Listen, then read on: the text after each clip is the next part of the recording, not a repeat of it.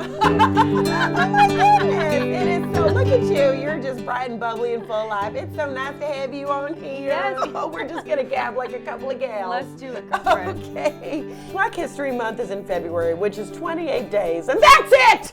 Did you know that President Gerald Ford officially recognized Black History Month as a national holiday a mere 7 years before Senator John McCain voted against making Dr. Martin Luther King Jr.'s birthday a national holiday? American history is a hoot. Joining me here today is Keyaira Locke, a noted Bay Arean American. We are so happy to have you here, Keyaira. Now, where in the Bay Area do you live? I live in Oakland. And Keyaira, what is it that you do for work? Do you work in Oakland or do you work in San Francisco? I work in San Francisco in HR. HR. Her. Is her all women, or how does that work? Human resources. Oh, so it's all human women. What was a notable experience that stuck out for you during Black History Month?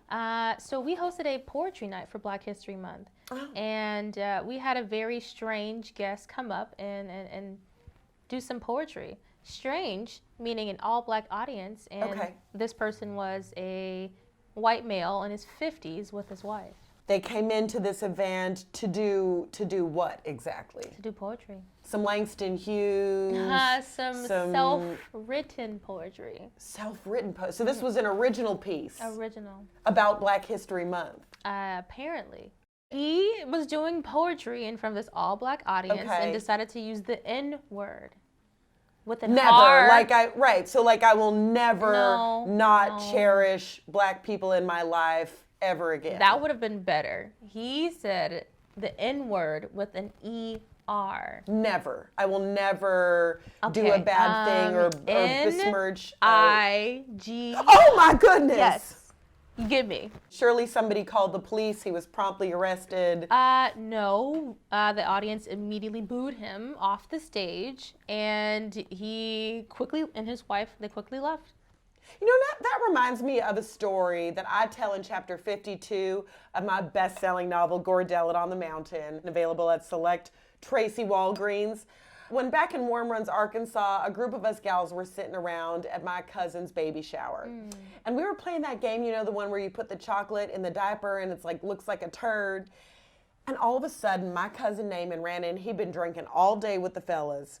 And he laid an actual turd plop right in the diaper that my cousin was holding. Yes, yeah, he just like plopped it on down and then ran out. We didn't see him again for a month after that, but all the women in the family had to clean up that turd after him. My cousin was off in the room, she was crying.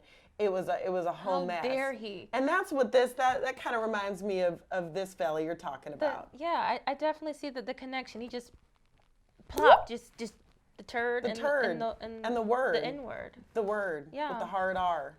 It was like a hard turd in the diaper. With the poetry. And a hard R from this man. Yeah, I definitely see.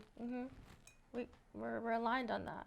It has been a delight to have you here. Absolutely. I am so pleased to meet you, and we are going to have you right back on the show. Maybe we'll do a Q&A, and you can do the interviewing when I tell the audience about my best-selling book, Gordella and the Mountain. Cheers. I appreciate you, Keyaira. Da-da-da-ba-doo-da-da, da-da-da-ba-doo-da-da-da, da-da-da-ba-doo-da-da, da-da-da-ba-doo-da-da-da.